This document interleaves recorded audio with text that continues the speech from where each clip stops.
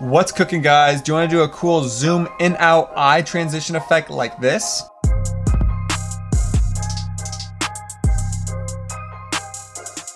Well, that's what we're going to talk about in this video. Let's get into it. So this mask effect is really good when you kind of have a still object because it's less masking points, but you can still do a moving video for the eye, but it's just going to be a lot more masking and a lot more moving. So that's why I chose one that's a little bit more still. So the first thing we're going to do is, since this is our eye and we're going to be masking something into the eye, we're going to have this as our bottom layer. And this, like I said, which is what our subject is going to be looking at, is going to be our top layer. So now that they're on top of each other, I'm going to make them just kind of equal. I'm going to clear my markers real quick, and then I'm going to mute my top layer just because I want to figure out where I want to actually zoom into my eye. So she opens her eye, and I would say on like the 2-second mark, that's when I'm actually going to zoom into the eye. So I'm just going to make sure I click on my sequence. I'm going to hit M to create a marker, so I know this is where my zoom's actually going to happen.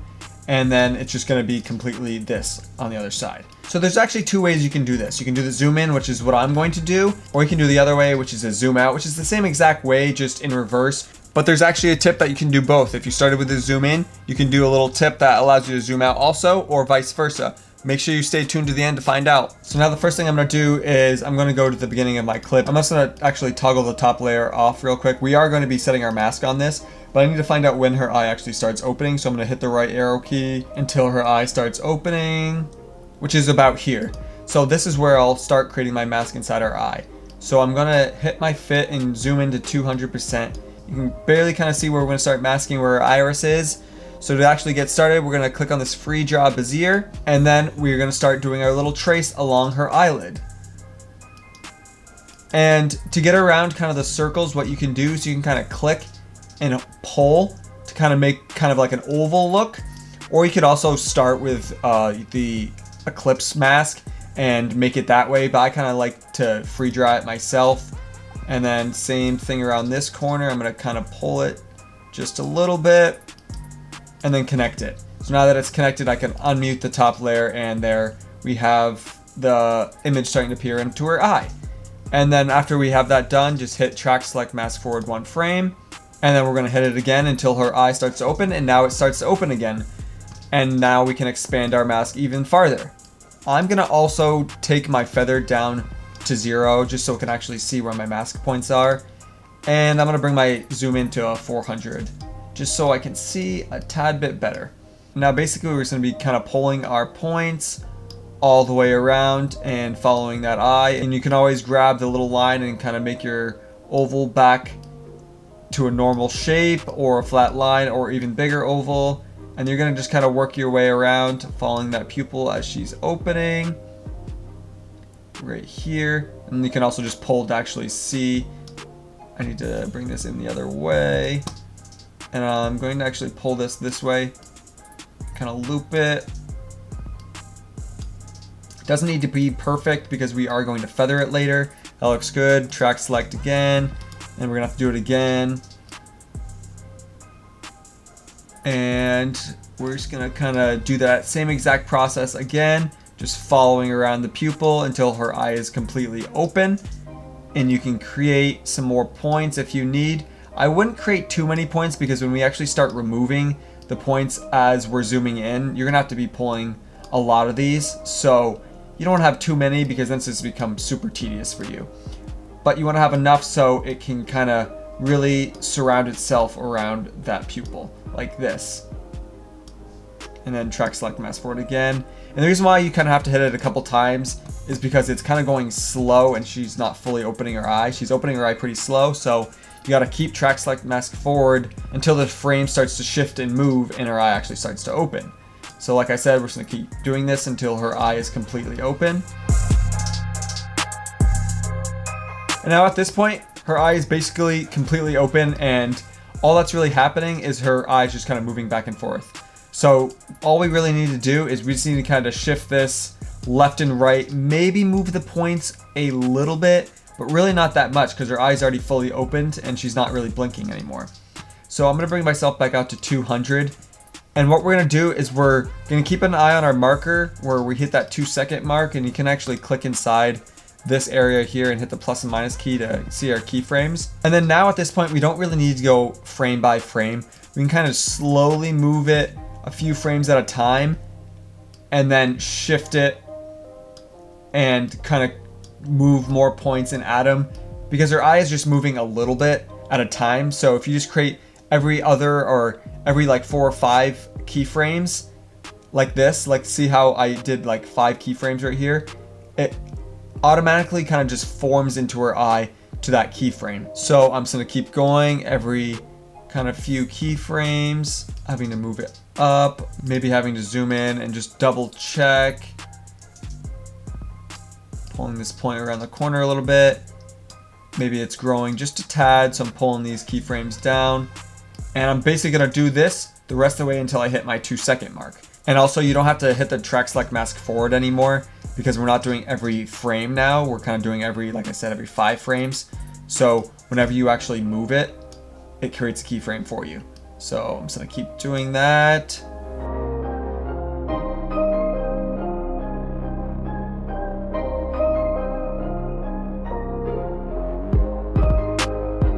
So now at this point, we can kind of just take a quick look at it from the beginning. She kind of opens her eyes, and that's what we want. And right here in the beginning, of course, when her eye is completely closed, we don't want this to appear here, so we can go back to our mask. I'm going to zoom back in, and I'm going to go to my first keyframe where her eye actually opens, and I'm going to put a mask opacity keyframe here, and then I'm going to hit the left arrow key until our eye closes, and then I'm going to change that mask opacity to 0. So then it just instantly appears on the first frame. Boom, boom. Her eye opens and stays open. And then you can kind of see a little bit of some flaws, like I have kind of a point here, so we can always zoom back into some points or use these go to previous keyframe buttons to kind of go to those points and kind of pull in some of those masks and kind of just go through it a little bit if you need to do some fine tuning. Nothing too big, because we do need to feather it eventually, and that will kind of take care of some of those flaws. So I'm just going to quickly touch up some of the keyframes before we move on.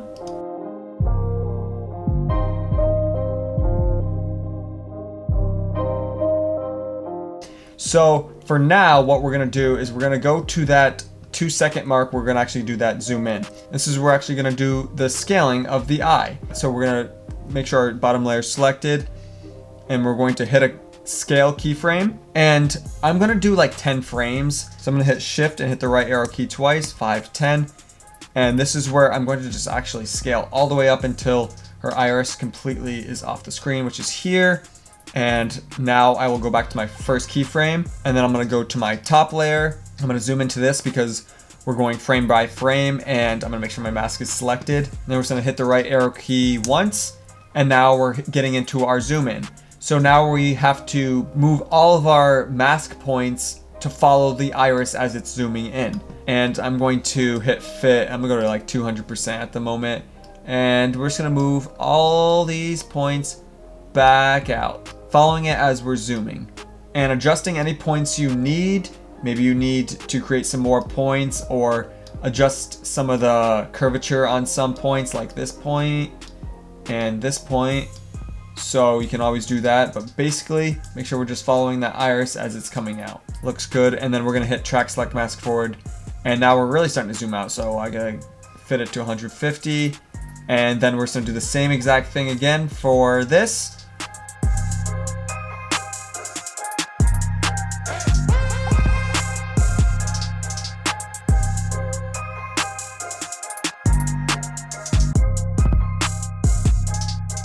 So now we're getting to the point where our eye is getting pretty close to being completely off. You're going to do the same thing with the points where your iris is actually on the screen, but for points that are actually completely off the screen, so like parts like down here where the iris is basically completely off the screen, all you really need to do is just create a point or just pull a point right off the screen where that iris is.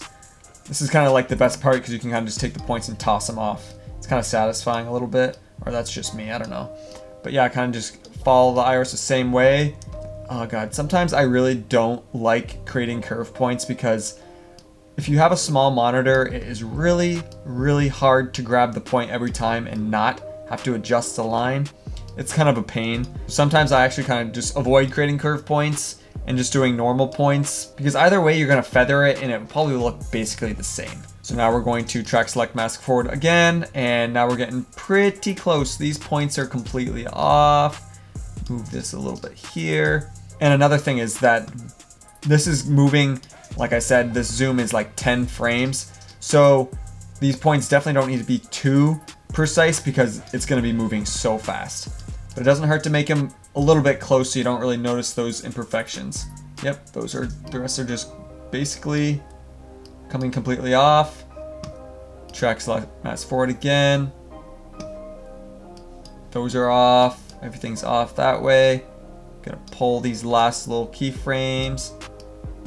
Do this little weird curve. Pull this one up. Do our last little bit. Can kind of pull this a little bit this way. Do a little bit there, and then some points might show, so kind of just pull those off. I'll pull that completely off. Find a little stretch, kind of pull it. Last little bit. Make sure our points are all off around the outside. Track select, and now it's completely off. So I'm just gonna pull this till it's perfect and no dots are on, and then I'm just gonna hit one last track select just to make sure. And also, just in case some points are really close to the edge, when you actually play back, you might get some weird like glitching around the outside. So what I like to do is I like to lower my mask opacity to 0 when the mask is completely off the screen. So what you can do is just make sure you're on your last keyframe that we just made, and we're gonna go to our bottom layer, and we're gonna go to our opacity, and we're just going to create an opacity keyframe. And I'm just gonna hit shift and hit the right arrow key once just to go 5 frames.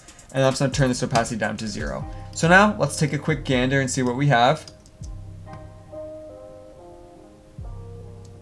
That doesn't look half bad. Of course, you kind of see these kind of like jolty images on the outside, but that's what we're gonna fix now. So now what we wanna do is I actually kind of wanna change the opacity of the image that's in her eye, because you're not gonna be looking to someone's eye and you're gonna see the image perfectly. Just not gonna ever happen. So we're gonna lower the opacity on that. So we gotta change the mask opacity here, but we just can't change the opacity anywhere because we already do kind of have keyframes on the mask opacity. So what we have to actually do is actually go to the previous keyframe, which is the 100 right here, because we go from 0 as she's opening her eye to 100, but we don't want to go to 100. I would say we'd go to 50, so that as she's opening her eye, it's kind of there, but it's kind of not, and you can at least see her pupil and her iris a little bit. It kind of just adds to that looking into that eye effect, and that's what we want. That's what we're going for. We'll take another look. And that looks good, but of course now that the opacity at the end is at 50%, and we don't want that. So we got to go back up to our top layer, and we're going to go to our very last keyframe. You can always click in here and zoom in and kind of quickly just go to that last keyframe. There we are. And then I'm just going to create another mask opacity keyframe, and I'm going to go like 5 frames to the right, hitting shift and the right arrow key when we're fully zoomed in, and I'm going to change the mask opacity back up to 100%. As her eye completely goes in, boom, it's 100%. You'd barely even notice it. You can always shift the keyframe points a little bit. Yeah, it kind of seems a little glitchy as she's zooming in. So I would say as she's zooming in, maybe we can grab both those keyframes and pull them to the left. So as she's zooming in to the eye, the opacity gets to 100%. Let's try that. Yeah, that looks a lot better. So now let's try to get rid of some of those lines. And that's pretty easy. Let's just make sure your top layer is selected, and we just adjust the mask feather.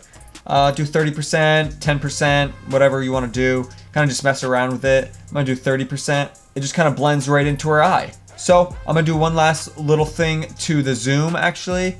When I'm actually scaling, I'm going to go to my bottom keyframe, go to my scale. I'm going to right click on my first keyframe and do ease out. Right click on my second keyframe and do ease in. So we kind of have like a little ramp. And there we go. So now I'm going to go back and do some fine tuning on some certain things. Like my opacity kind of seems a little weird. I'm just going to mess with it until I kind of feel like I get the right look. And I'm also going to do another ramp with this, do an ease in and ease out as I'm zooming, something like that. And now I'm just going to do some last finishing touches on some of my keyframes. As you can see, for some reason on some of my keyframes, when I'm zooming out, the mask kind of jumps a little too big for some reason, and then it matches up. So I don't really know why it did that. So I might have to go back and fix some of my keyframes, just pulling them in and just adjusting them so that they're actually staying into the iris. Yours might be fine, but you just want to double check all your mask points and making sure that they're equal and they kind of follow that eye and there's nothing kind of too aggressive outside, because it is noticeable and it will definitely change the look of your image a little bit. So you just want to go back and double check that. So I'm just going to do that now.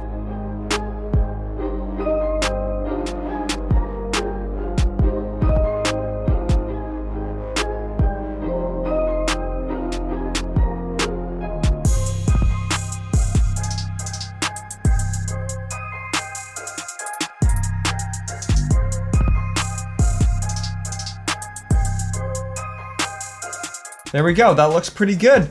I like how I open up, the mask kind of appears, and then I zoom in and there's our full image. So now, of course, I didn't forget about my last little tip. I said if I did the zoom in and I also want to do the zoom out, or vice versa, the zoom out and now I want to do the zoom in, it is so easy. All you need to do is highlight it, right click, speed duration, and you hit reverse and you hit OK. So now you start with the image your subject is looking at, and then you zoom out to the eye, and then the eye closes. Both ways are the same exact process, creating their mask points, but just for the zoom in, you're starting your mask points small, you're working them around the eye, and then you're zooming in, increasing the mask points until they're completely off the screen.